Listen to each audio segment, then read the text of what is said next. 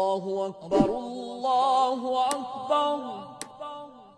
بعد فأعوذ بالله من الشيطان الرجيم. بسم الله الرحمن الرحيم. فمن حاجك فيه من بعد ما جاءك من العلم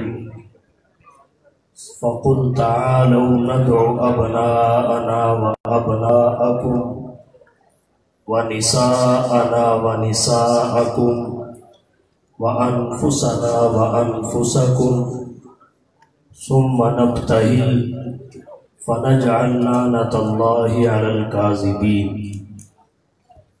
سبحان ربك رب العزة عما يصفون وسلام على المرسلين والحمد لله رب العالمين. ارباب علم و دانش، اصحاب ذی شعور، احباب فکر و نظر، اہل خرد و عقل، سالانہ فتح مباہلہ کانفرنس جنیوٹ میں آج 26 فروری سن 2020 کو ایک بار پھر آپ سے مخاطب ہونے کی سعادت حاصل کر رہا ہوں.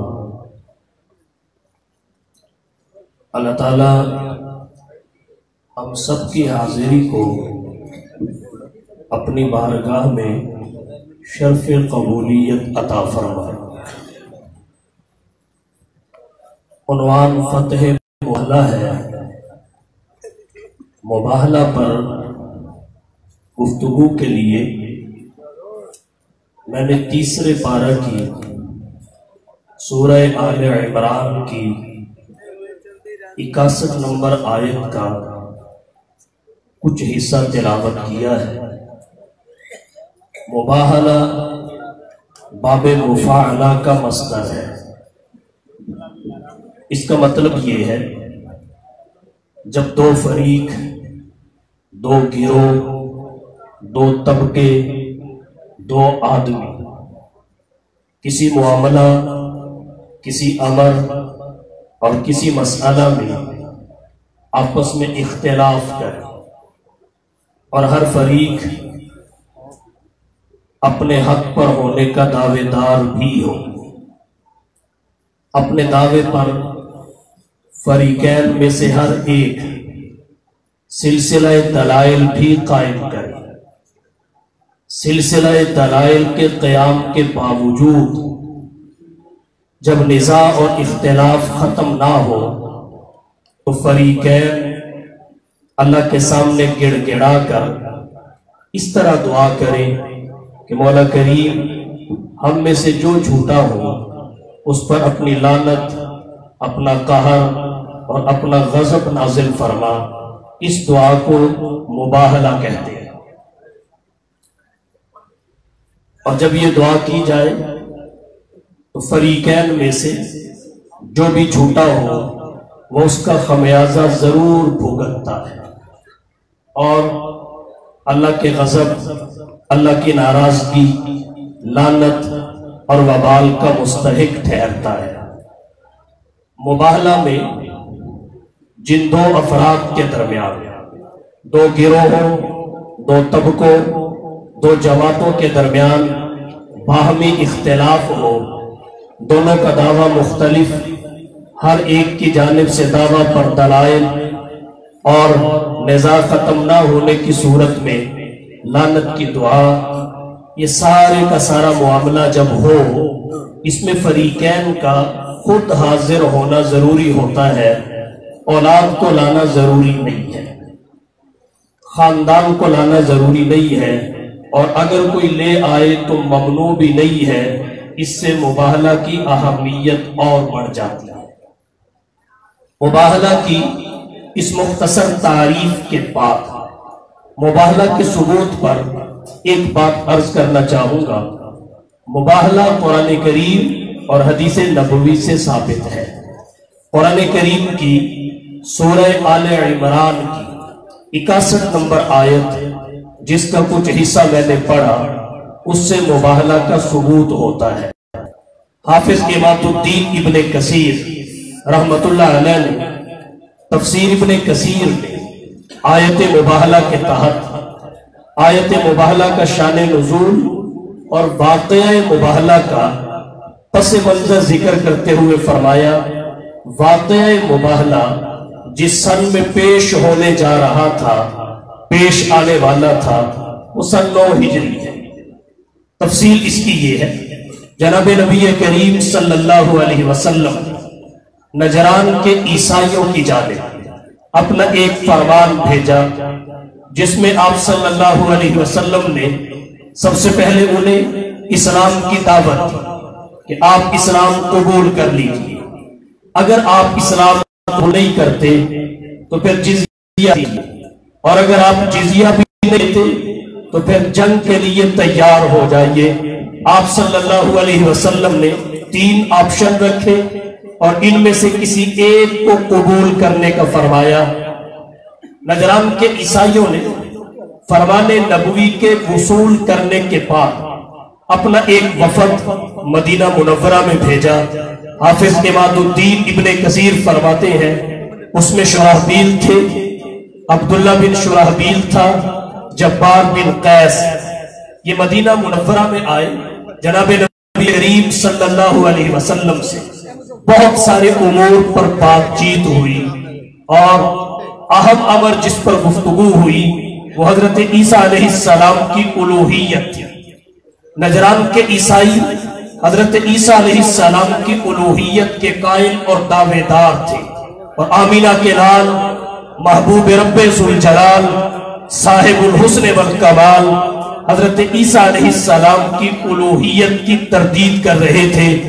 آپ صلی اللہ علیہ وسلم نے متعدد دلائل پیش کیے حضرت عیسیٰ کی الوہیت کی تردید پر، مگر نجران کے عیسائیوں کے وفد کی سمجھ میں بات نہیں آئی اور وہ اپنی ضد پہ اڑے رہے۔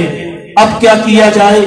اللہ نے عین اسی وقت آیت مباہلہ کو نازل کیا جس میں اپنے نبی کو حکم دیا کہ نجران کے عیسائیوں سے مبالغہ، ڈائلاگ، مکالمہ اور مذاکرہ ہو چکا ہے، اس سے اگلا مرحلہ مباہلہ کا ہے، اس لیے آپ انہیں دعوت مباہلہ دیجئے۔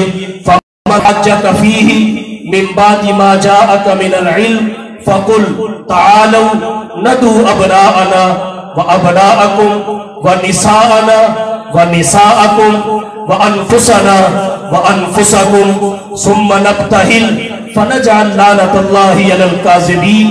نزول آیت کے بعد جناب محمد مصطفیٰ احمد مجتبیٰ حبیب کبریا فخر الانبیاء سید الورا شمس الضحیٰ بدر الدجا رہبر و رہنما لا یمکن السنا مکین گنبد خضرا بلغ العلا کشف الدجا صلی اللہ علیہ وسلم نے نجران کے عیسائیوں کے وفد کو مباہلہ کی دعوت دی۔ جب ان تک دعوت مباہلہ پہنچی تو شرحبیل نے اپنے وفقا کو جمع کر لیا اور باہم مشاورت پر مجبور ہوئے۔ نے اپنے رفقا کو کہا میں اور آپ اس بات کو بہت جانتے ہیں کہ محمد بن عبداللہ اللہ کے نبی ہی نہیں رسول ہیں، سچے اور پکے رسول ہیں، اور اللہ کے سچے رسول کے ساتھ اللہ کی تائید، مدد اور نصرت ہوتی ہے۔ جب آمینہ کے لال تمہیں دعوت مباہلہ دے رہے ہیں، اب اگر تم مباہلہ کے میدان میں اتر جاتے ہو تو اللہ کی مدد اور نصرت جناب محمد صلی اللہ علیہ وسلم کے ساتھ ہوگی۔ تمہیں تباہی سے، بربادی سے، حرکت سے دنیا کی کوئی طاقت نہیں بچا سکتی۔ اب کوئی راستہ نکالو کہ مباہلہ سے بچ سکے تاکہ ہلاکت، تباہی اور بربادی ہمارا مقدر نہ بنے۔ بالآخر اس بات پر اتفاق ہوا کہ نہ ہم اسلام قبول کر سکتے ہیں، نہ جنگ کے لیے آمادہ اور تیار ہو سکتے ہیں۔ ایک شک پیچھے رہ جاتی ہے، جزیہ دے کر جان چھڑانے والی اور جناب محمد مصطفیٰ نے جو 3 چیزیں رکھی ہیں ان میں سے ایک کو قبول کرنے کا کہا ہے، ان میں ایک جزیہ بھی ہے۔ لہٰذا اگر جزیہ دے کر حضور کی ذات گرامی سے صلح کر لیتے ہو تو آپ صلی اللہ علیہ وسلم کی رائے کے موافق صلح ہو۔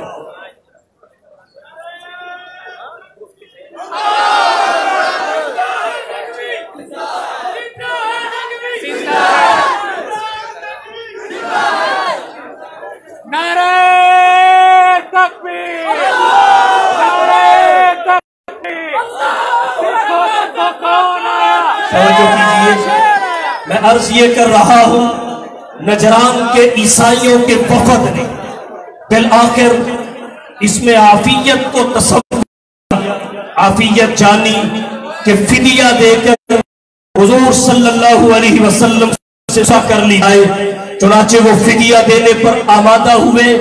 حضور صلی اللہ علیہ وسلم نے ان کا معاملہ وہیں پر سمیٹ دیا، کیونکہ 3 شکوں میں سے ایک شک کو وہ قبول کر چکے تھے۔ حافظ عماد الدین ابن کثیر رحمت اللہ علیہ کی اس تصریح سے ایک بات یہ معلوم ہوئی کہ مباہلہ ہونے جا رہا تھا، تیاری کے مراحل میں تھا، لیکن عملاً ہو نہیں سکا، جزیے پہ آ کر بات ختم ہو گئی۔ یہ واقعہ مباہلہ کا پس منظر اور آیت مباہلہ کا سبب نزول تھا، جو میں نے اختصار کے ساتھ آپ کی توجہ کی نظر کی۔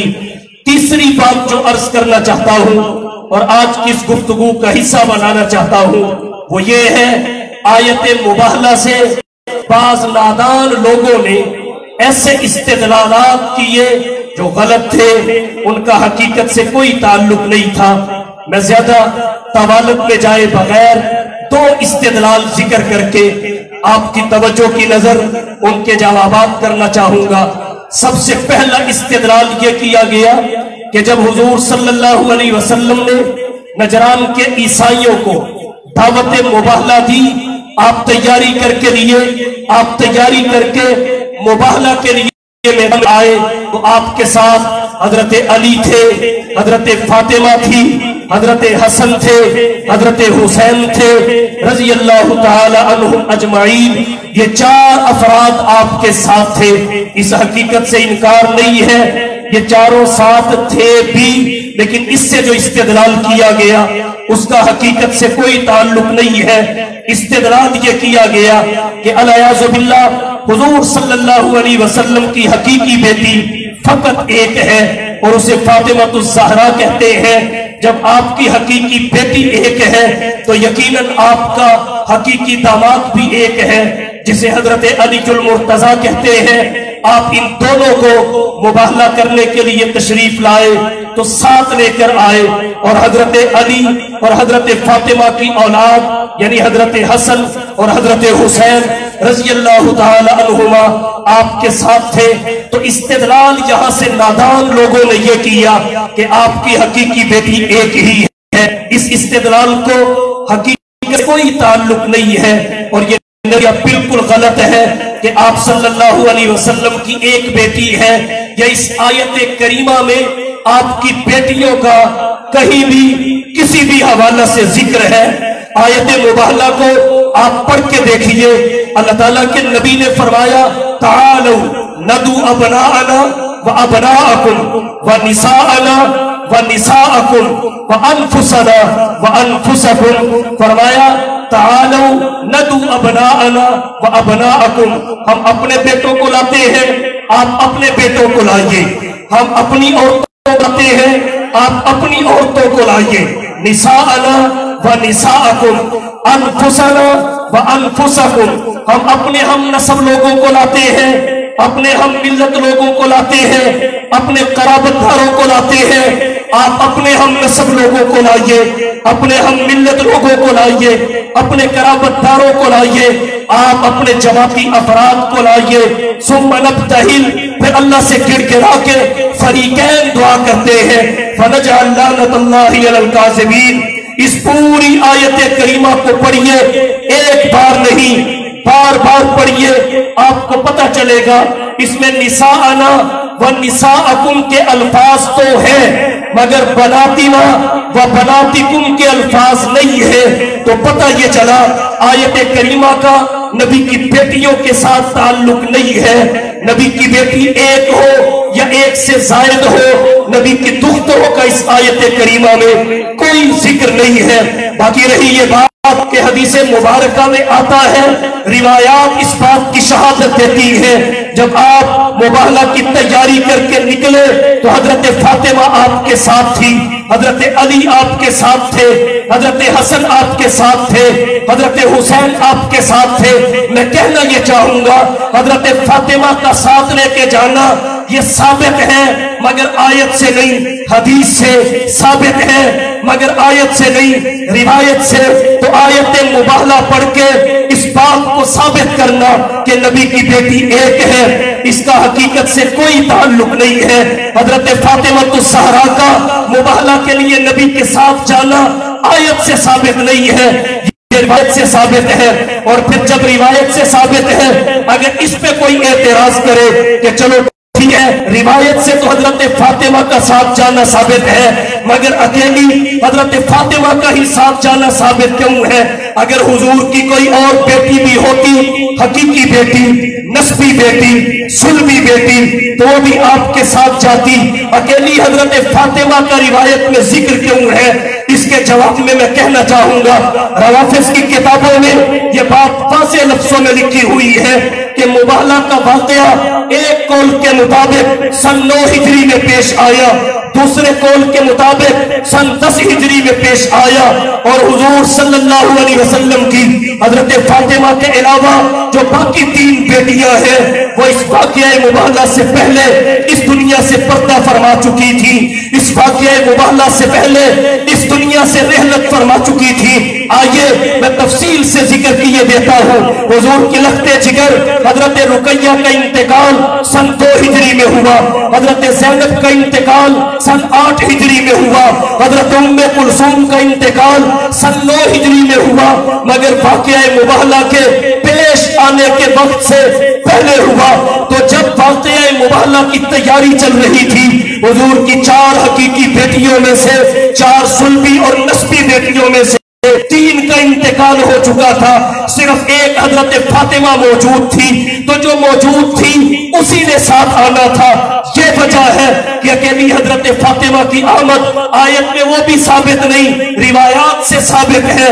ایک حضرت فاطمہ کا اس وجہ سے آتا ہے کہ باقی 3 بیٹیاں اس واقعہ سے پہلے دنیا سے رحلت فرما چکی. اور اس کی وضاحت میں ایک بات اور کہنا چاہوں گا. حضرت علی، حضرت حسن اور حضرت حسین کو ساتھ لے کر آنے کا ذکر روایات میں ہے. اس کا مطلب یہ نہیں کہ یہی 4 افراد حضور کے ساتھ آئے یا آپ نے انہی 4 افراد کو آنے کا کہا. یہ ایک روایت میں ہے اور ان 4 کا ذکر اتفاقاً ہے، احترازاً نہیں ہے. باقی افراد کے بلانے کی نفی اس سے مستلزم نہیں، باقی افراد کو نہ بلانا اس کے ساتھ جڑا ہوا نہیں ہے. آئیے میں 2 روایات آپ کی توجہ کی نظر کرتا ہوں جس میں دیگر افراد کو بلانا اور دیگر کو ساتھ شامل کرنا ان کا تذکرہ بھی موجود ہے. امام جلال الدین سیوطی رحمت اللہ علیہ نے تفسیر در منصور میں لکھا ہے کہ جب مباہلہ کی تیاری ہونے لگی حضور سرور عالم صلی اللہ علیہ وسلم نے حضرت ابو بکر کو ان کی اولاد سمیت بلایا، حضرت عمر کو ان کی اولاد سمیت بلایا، حضرت عثمان کو ان کی اولاد سمیت بلایا، حضرت علی کو ان کی اولاد سمیت بلایا. اب نقطے پہ غور کیجئے، خلفائے اربعہ کو ان کی اولاد سمیت اللہ کے رسول صلی اللہ علیہ وسلم نے مباہلہ کے لیے بلایا، لیکن نبی کے ساتھ وہی آنا تھا جو نبی کے گھر کا فرد ہے، نبی کے ساتھ وہی آنا تھا جو نبی کے گھر رہتا ہے. فاطمہ نبی کی بیٹی ہے، علی نبی کا بیٹا بھی ہے، نبی کا داماد بھی ہے، اور حضرت علی ابناء میں آتے ہیں کیونکہ نبی کی پرورش میں رہے، نبی کی تربیت میں رہے، نبی کی کفالت میں رہے. اور ابناء سے نبی کی حقیقی اور سلبی نرینہ اولاد مراد نہیں ہے. اللہ کے نبی صلی اللہ علیہ وسلم کے بیٹوں میں حضرت علی ہے، پھر آگے ان کی ساتھ اس لیے آئے کہ یہ اقرب الی النبوت تھے، نسبی لحاظ سے اقرب الی النبوت تھے، رہائشی لحاظ سے اس لیے یہ نبی کے ساتھ آئے۔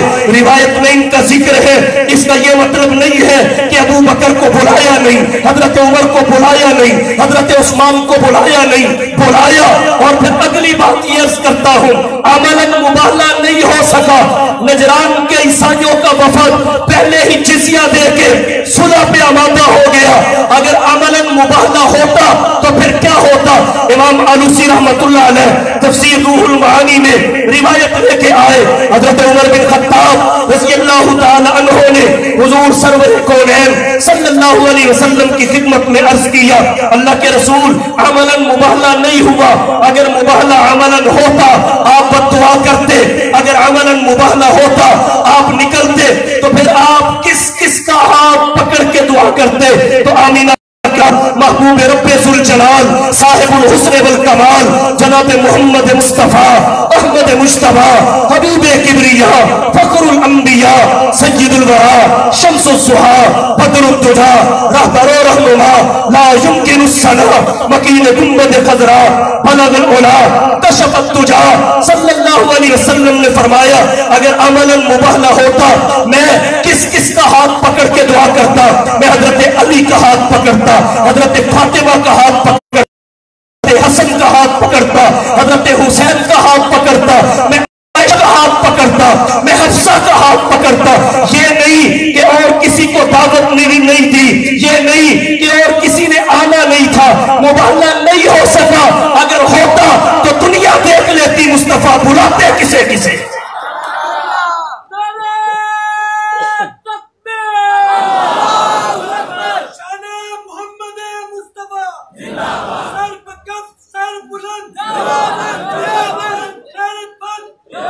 آیت مباہلہ سے یہ استدلال کرنا کہ حضور ایک بیٹی کو لے کر آئے تو آپ کی حقیقی بیٹی تھی بھی ہے، اس کا حقیقت سے کوئی تعلق نہیں ہے۔ میں نے اختصار کے ساتھ اس کے چند دلائل آپ کی توجہ کی نظر کیے۔ اب رہی یہ بات کہ حضور کی حقیقی بیٹیاں ہیں کتنی، میں چلتے چلتے ایک دلیل، فقط ایک دلیل قرآن کریم سے آپ کی توجہ کی نظر کر کے اپنی بات کو سمیٹنے لگا ہوں۔ توجہ کیجئے، اللہ نے قرآن کریم میں نبی کی بیٹیوں کی تعداد کی جانب اشارہ کیا ہے۔ فرمایا یا ایھا النبی قل لازواجک وبناتک ونساء المؤمنین یدنین علیہن من جلابیبہن۔ یا ایھا النبی، اے محبوب پیغمبر، قل لازواجک، آپ اپنی ازواج کو کہہ دیجئے، وبناتک، اور اپنی بنات کو بھی کہہ دیجئے۔ بنتن ایک بیٹی کو کہا جاتا ہے،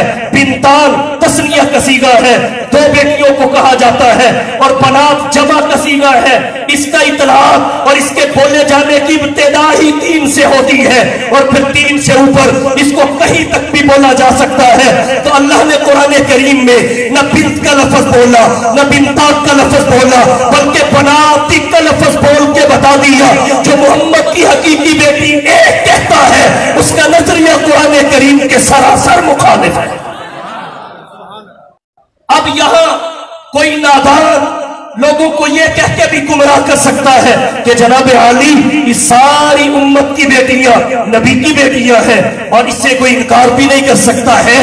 ابو داؤد شریف میں روایت آتی ہے، حضور صلی اللہ علیہ وسلم نے فرمایا انما انا لکم بمنزلۃ الوالد، میں تمہارے لیے بمرتبہ باپ کے ہوں۔ اور قرآن کریم نے فرمایا النبی اولی بالمؤمنین من انفسہم وازواجہ امہاتہم، نبی کی ازواج طیبات اہل ایمان کی مائیں ہیں۔ اس سے انکار بھی نہیں ہے کہ تمام انسانوں کی، تمام اہل ایمان کی بیٹیاں، بیویاں، مائیں محمد مصطفیٰ کی بیٹیاں ہیں۔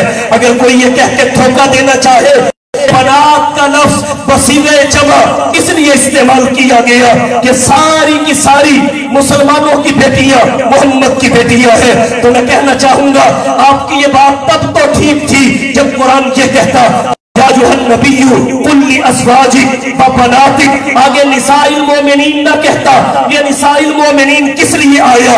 हम सबकी बेटियों को शामिल करने के लिए, हम सबकी बीवियों को शामिल करने के लिए, हम सबकी माओं और बहनों को शामिल करने के लिए। तो जो नबी की रूहानी औलाद है औरतों की सूरत में, वो निसाइल मोमिनीन में शामिल है। बनाती का लफ्ज सिर्फ और सिर्फ मोहम्मद मुस्तफा की हकीकी बेटियों के लिए बोला गया। अगर बनातिक से भी रूहानी बेटियां मुराद हो, निसाइल मोमिनीन से भी रूहानी बेटियां मुराद हो, ये फसाहत कुरानी के खिलाफ है, तकरार कुरान करीम की फसाहत के मुखालिफ है। तो अल्लाह के नबी को हुक्म दिया, या अय्युहन नबी कुल लिअज़वाजिक व बनातिक व निसाइल मोमिनीन, निसाइल मोमिनीन अलग कहा और फिर बनात जमा का सीगा बोल के कहा कि मोहम्मद की बेटी एक नहीं है, एक से जायद है। जब रिवायात को साथ मिलाया जाए तो 4 साबित हो जाता। अब आइए दूसरा गलत इस्तेदलाल जो आयत मुबाहला से किया, वो आपकी तवज्जो की नजर करके उसका जवाब देना चाहता हूं। आयत मुबाहला से नादान लोगों ने एक गलत इस्तेदलाल ये किया कि हुजूर सल्लल्लाहु अलैहि वसल्लम हजरत अली को साथ लेकर आए मुबाहला के लिए, और फिर यहां तक भी कहा कि अनफुसना व अनफुसकुम, इसमें लफ्ज़ अनफुसना में जो अनफुस है, इससे हजरत अली रज़ी अल्लाह ताला अन्हु है, वो नफ्से नबुव्वत है। इसलिए हजरत अली हुजूर के खलीफा नहीं बल्कि खलीफा बिला फसल है। हजरत अली रज़ी अल्लाह ताला अन्हु की खिलाफत बिला फसल का इस्तेदलाल किया आयत मुबाहला से। इस इस्तेदलाल का भी हकीकत से कोई ताल्लुक नहीं है। इसके जवाब में 1-2 बातें आपकी तवज्जो की नजर करना चाहूंगा। सबसे पहली बात तो यह है, आयत मुबाहला का खिलाफत बिला फसल तो बहुत दूर की बात है, मुतलक खिलाफत से भी कोई ताल्लुक नहीं है। खिलाफत बिला फसल दूर की बात है, आयत करीमा का मुतलक खिलाफत से भी कोई ताल्लुक नहीं है। और अगर इसका किसी न किसी दर्जे में भी न सिर्फ बिला फसल खिलाफत, मुतलक खिलाफत से भी कोई ताल्लुक होता तो हजरत अली कहीं तो इसे इस्तेदलाल में पेश करते कि हजरत अली हुजूर सरवर आलम सल्लल्लाहु अलैहि वसल्लम के बाद कहीं तो खिलाफत का दावा करते, खिलाफत के दावेदार हो। ऐसा कहीं भी साबित नहीं है, बल्कि हजरत उस्मान बिन अफ़्फ़ान रज़ी अल्लाह ताला अन्हु जब शहादत का जाम पीकर इस दुनिया से रुखसत हुए, हजरत अली रज़ी अल्लाह ताला अन्हु को खलीफा बनाया जाने लगा, तो उस वक्त हजरत अली ने फरमाया, शरह नहजुल बलागा में हजरत अली के खुतबे के ये अल्फाज मौजूद है, फरमाया दऊनी वल्तसिमू गैरी, मुझे छोड़ दो, मेरे अलावा किसी को खलीफा बना लो, मैं तुमसे बढ़कर उसकी इत्तिबा करता नजर, मैं तुमसे बढ़कर उसकी इत्तिबा करता नजर आऊंगा, इताअत करता नजर आऊंगा। तो आयत का हजरत अली की खिलाफत बिला फसल तो दरकिनार, मुतलक खिलाफत से भी कोई ताल्लुक नहीं है। और जो नादान दोस्तों ने ये समझ लिया किसी की बात सुन के कि अनफुसना में हजरत अली का जिक्र है, उन्हें मैं कहना चाहूंगा अनफुस नफ्स की जमा है, हजरत अली अकेले है, कैसे तदबीर? अनफुस जमा का सीगा है, हजरत अली अकेले हैं, तो फिर एक की खिलाफत के दावेदार तुम क्यों हो? बाकियों की खिलाफत का भी दावा करो। और फिर और कहना चाहता हूं, जो अनफुस का माना अनफुसा नामे कर रहे हो, अनफुसकुम में भी वही करके दिखाओ।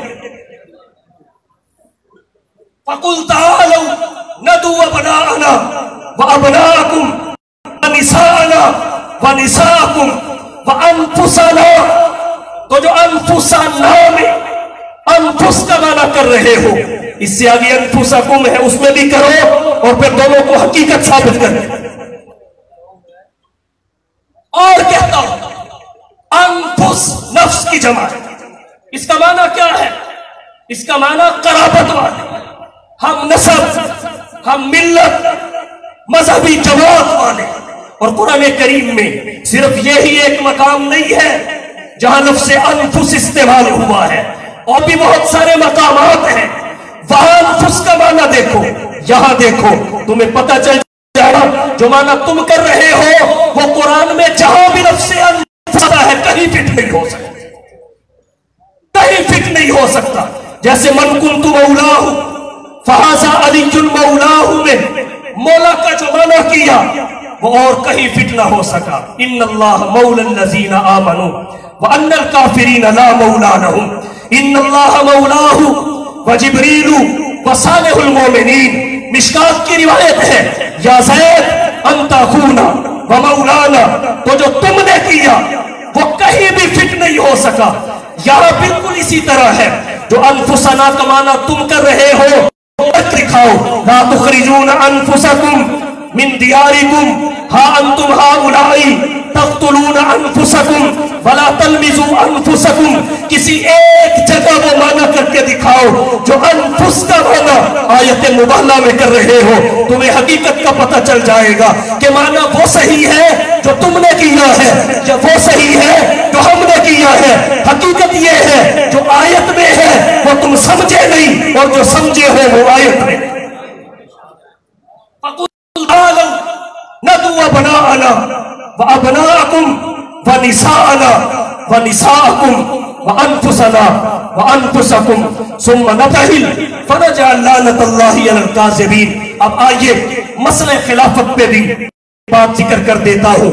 امام اہل سنت حضرت مولانا عبدالشکور لکھنوی رحمت اللہ علیہ کی ضخیم کتاب ہے تحفہ اہل سنت، اس میں حضرت فرماتے ہیں خلافت کی بنیاد افضلیت ہے، اقربیت نہیں۔ خلافت کی بنیاد افضلیت ہے، اقربیت نہیں۔ خلافت افضل کو ملتی ہے، اقرب کو نہیں۔ مزید فرماتے ہیں حضرت ابو بکر خلیفہ ہونے کی وجہ سے افضل نہیں ہوئے بلکہ افضل ہونے کی وجہ سے خلیفہ ہوئے ہیں، اس لیے کہ بنا خلافت افضلیت۔ اور کہتا ہوں اللہ نے آسمان والوں کو چھوڑ زمین والے کو خلافت، آسمان والے حاملین عرش اگرچہ اللہ زمان و مکان سے منزہ ہے، حاملین عرش قریب والے، آسمان والے چھوڑ کر زمین والے کو خلافت دی تاکہ دنیا کو سمجھ آ جائے اقرب کو نہیں ملتی، افضل کو ملتی، اور افضل زمین پہ ہے۔ علم آدم الاسماء كلها ثم عرضهم على الملائكة فقال انبئوني باسماء هؤلاء ان کنتم صادقین۔ اور حضرت ابو بکر کی افضلیت قرآن کی نص سے قطعی سے ثابت ہے، محمد مصطفیٰ کے فرامین سے ثابت ہے، امت کے اجماع سے ثابت ہے، قیاس سے ثابت ہے۔ یہی وجہ ہے ابو بکر کی خلافت بلا فصل، مطلق خلافت نہیں، خلافت بلا فصل قرآن سے بھی ثابت ہے، نبی کے فرمان سے بھی ثابت ہے، امت کے اجماع سے بھی ثابت ہے، اور قیاس سے بھی ثابت ہے۔ میں اس کی تفصیلات میں جانا نہیں چاہتا، وقت بہت زیادہ درکار ہے۔ تو بہرحال تیسری بحث آج کی گفتگو میں آیت مباہلہ سے غلط استدلالات اور ان کے جوابات تھے۔ اب آئیے میں آخری بات عرض کرتا ہوں۔ حق و باطل کی کشمکش روز اول سے جاری ہے، روز آخر تک جاری رہے گی۔ کبھی ڈائلاگ، کبھی مکالمہ، کبھی مذاکرہ، کبھی مناظرہ، کبھی مجادلہ، اور آخر میں مباہلہ۔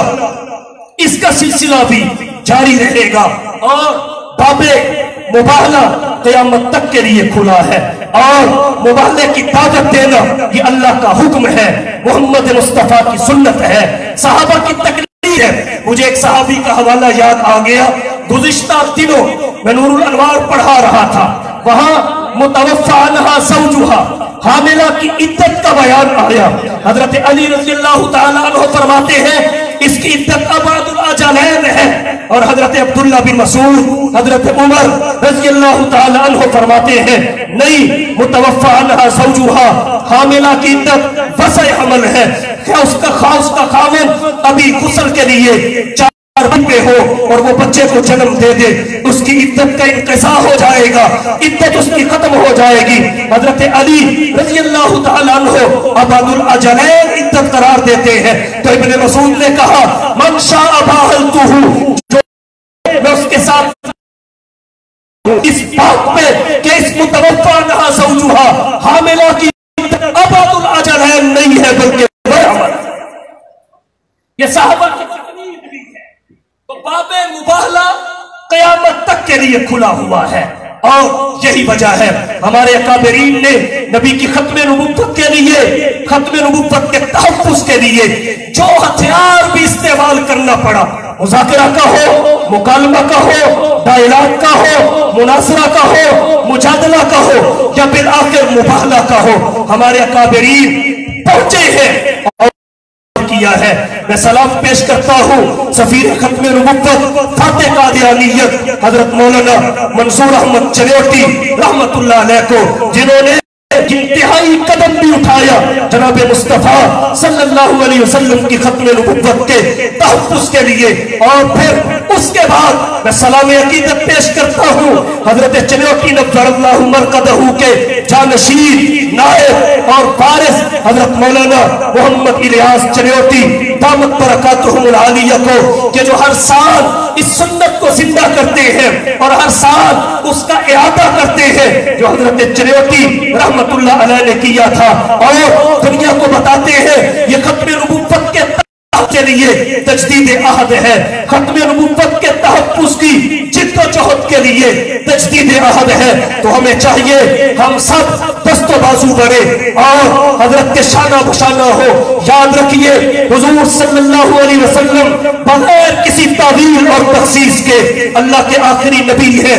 آپ صلی اللہ علیہ وسلم کے بعد کسی بھی شخص کے بارے میں کسی بھی قسم کی نبوت کے تصور کو قبول کرنا گناہ حرام ہی نہیں ہے بلکہ یہ کفر ہے، ارتداد ہے، دائرہ اسلام سے نکل جانا ہے. تو اس لیے حضور کی ختم نبوت پہ جہاں تک ہو سکے ہم پہرا دیں. اور مرزائیوں نے ایسے شخص کو لے کر حضور کی ختم نبوت پہ ڈاکہ ڈالنے کی کوشش کی جسے گلی میں چلتے ہوئے کو بھی پسند کوئی نہیں کرتا، اور محمد مصطفیٰ اندھیرے میں بھی بیٹھے ہو تو دنیا میں اجالا ہو جاتا.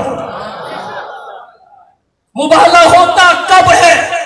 جب دلائل سے نزاع ختم نہ ہو، اختلاف ختم نہ ہو، اس کے بعد پھر مباہلہ آتا ہے. ہم نے بہت دلائل دیے، مرزائیوں کی سمجھ میں نہیں آئے، جیسے نجران کے عیسائیوں کی سمجھ میں نہیں آئے تھے، اور وہ دھرمی پیڑے رہے، دلائل کا جواب نہیں دے سکے. تو یہ کہا جی ان پہ حضور کا عکس پڑا، عکس پڑھنے کی وجہ سے مرزا غلام احمد قادیانی نبی بن گیا. میں ایک بات کہنا چاہوں گا، ایک بات، کہ جو حضور کی جھولی میں سوئے اس پہ تو یہ عکس نہیں، اور جس کی جھولی میں حضور سوئے، جس کی جھولی میں حضور سوئے اور وہاں سوئے جہاں تیسرا تھا بھی کوئی نہیں، تیسرا اللہ تھا.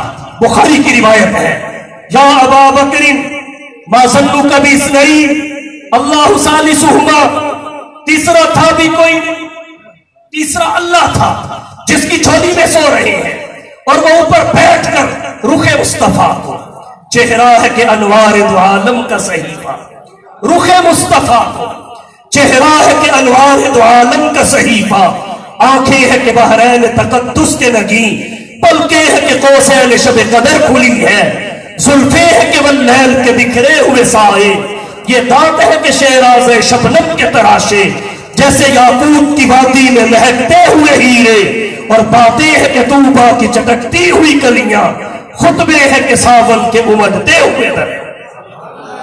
بر صغیر پاک و ہند کا بہت بڑا نام سید عطا اللہ شاہ صاحب بخاری رحمت اللہ علیہ، جنہیں خاتم المحدثین محدث العصر والزمان علامہ انور شاہ کاشمیری رحمت اللہ علیہ نے امیر شریعت کا لقب دیا.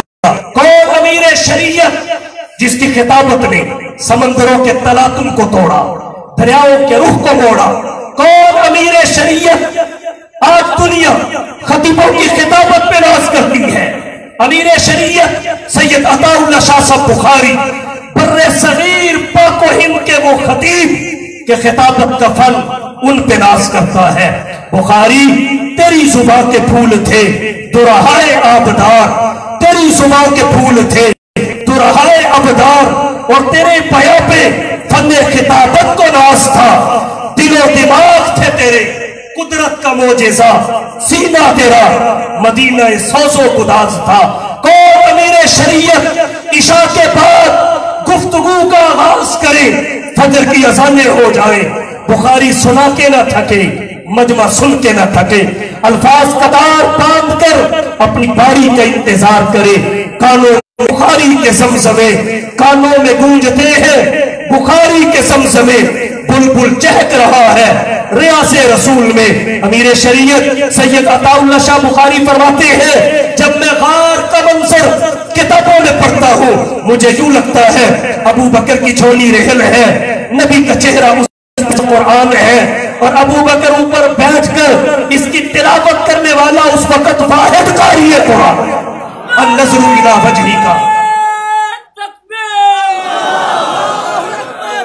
النظر الی وجہی کا یا رسول اللہ، وہ درویش دربار شاہ رسولہ، وہ درویش دربار شاہ رسولہ، وہ تصویر ایقان صدیق اکبر، گلستان آقا نے سینچا ہے دین کا، بہار گلستان صدیق اکبر، رسالت کی راہوں کا محفوظ ساتھی، محمد کا ارمان صدیق اکبر، محمد تو سلطان ہے سب انبیاء کے، صحابہ کے اکبر، حضور صلی اللہ علیہ وسلم سوئے ہوئے ہیں، تو جس کی جھولی میں سوئے ہوئے ہیں وہ اکثر نبوت کی وجہ سے نبی میں ہے، اور قادیان کا کانا کہتا ہے مجھ پہ عکس پڑھا میں نبی بن گیا، ابو بکر نہیں بنے جن کی شان بیان ہی نہیں ہو سکتی۔ صدیق اکبر تیری صداقت پہ کیسے کس کو کلام ہوگا، صدیق اکبر تیری صداقت پہ کیسے کس کو کلام ہوگا، کہ دونوں عالم میں بعد نبیوں کے اونچا تیرا مقام ہوگا۔